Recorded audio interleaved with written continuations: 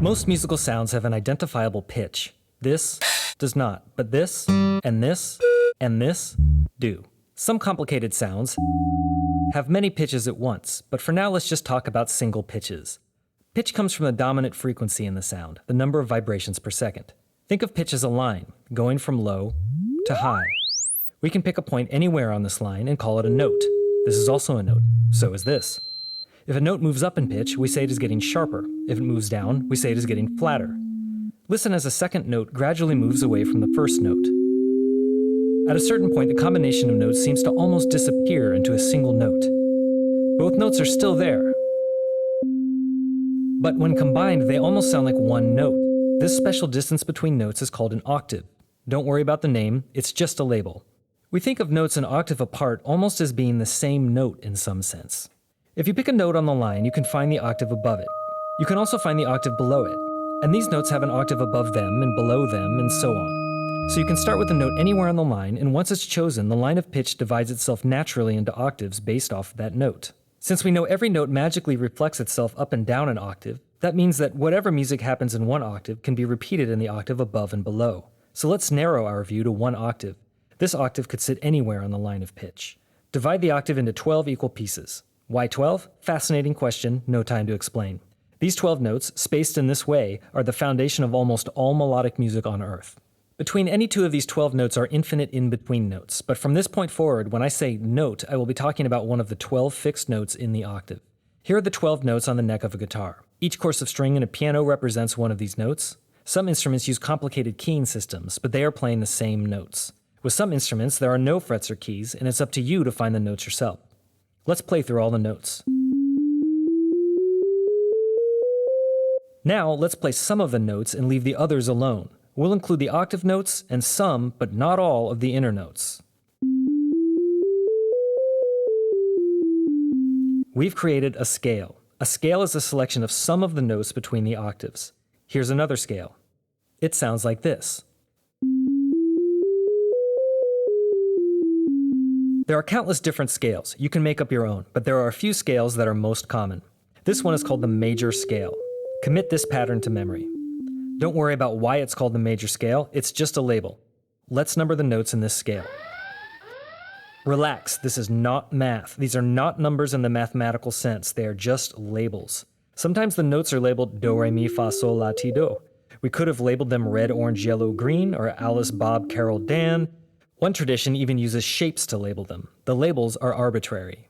Note how the 1 is repeated. Remember, that's the octave, so the counting just starts over as you go up or down to the next octave.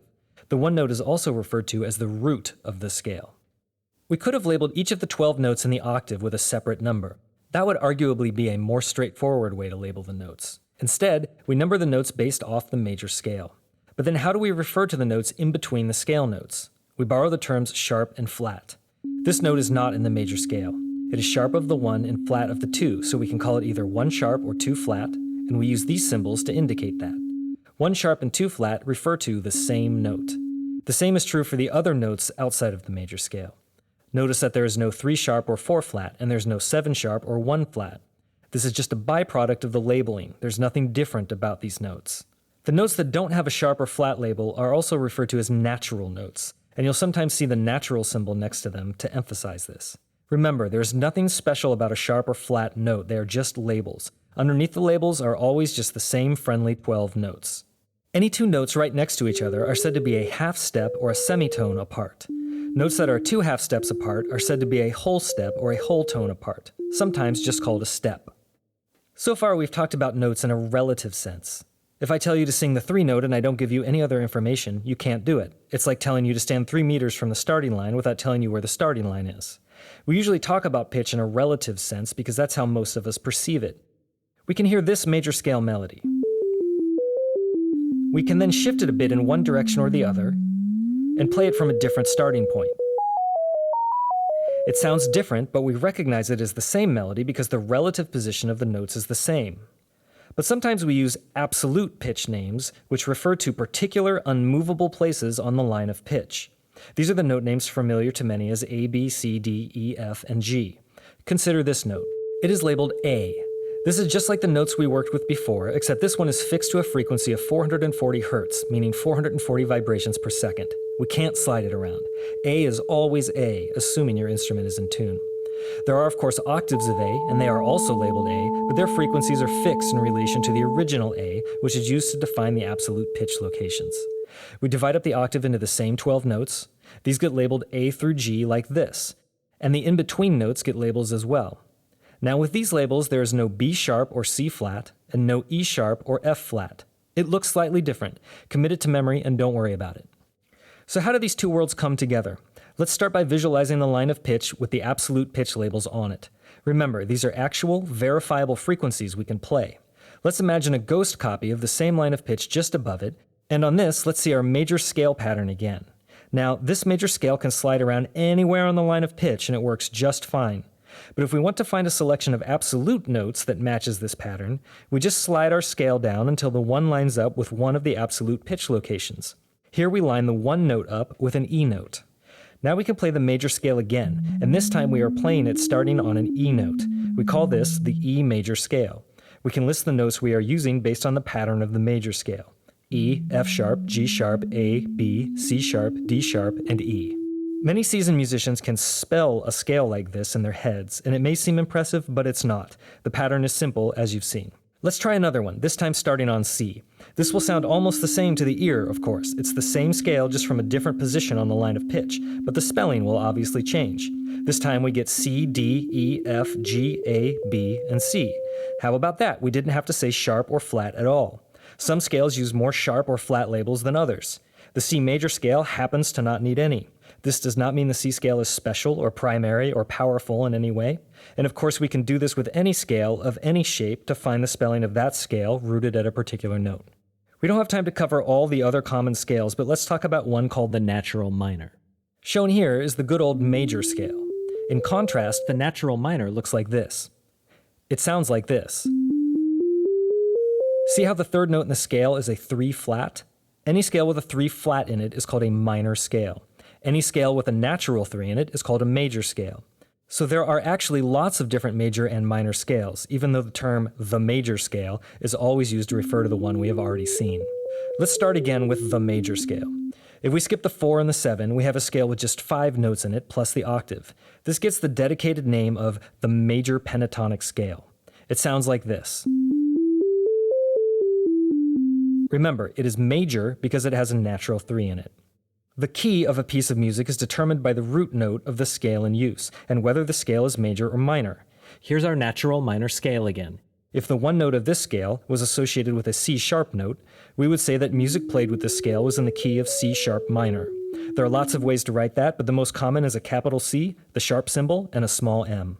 If we remove the 2 note and the flat 6 note from the natural minor scale, we have another 5-tone scale. This one also gets a dedicated name, the minor pentatonic scale. Let's say someone is playing the notes in the major scale, but they are playing up and down from the 6th note to the 6th note.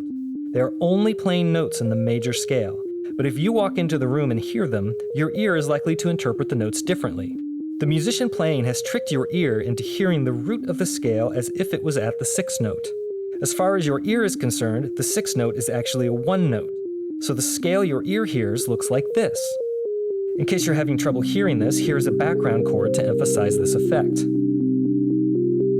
If we label the notes using the same numbering patterns we label all scales with, you can see that what your ear is perceiving is a pretty different scale from the major scale. Coincidentally, this particular scale happens to be the natural minor scale we looked at a minute ago. This trickery is called a mode. By simply using the major scale notes differently, we get a different scale for free. The musician can create this effect by clever selection or emphasis of notes when playing, or by playing different chords in the background to guide the listener's ear. So a mode is just another scale. It's a shortcut. Once a musician knows a scale pattern on their instrument and in their muscle memory, they can easily play modes of that scale. You can make a mode from any scale you play, not just the major scale. Since the major scale has 7 notes in it, you can make 6 modes in addition to the bass scale. The modes of the major scale have special names like Dorian, Mixolydian, and so on. These are just convenient labels. Now that you understand the underlying framework of scales, you can go wild. Exactly what order you play these notes in is entirely up to you, and whatever genre you may be trying to conform to.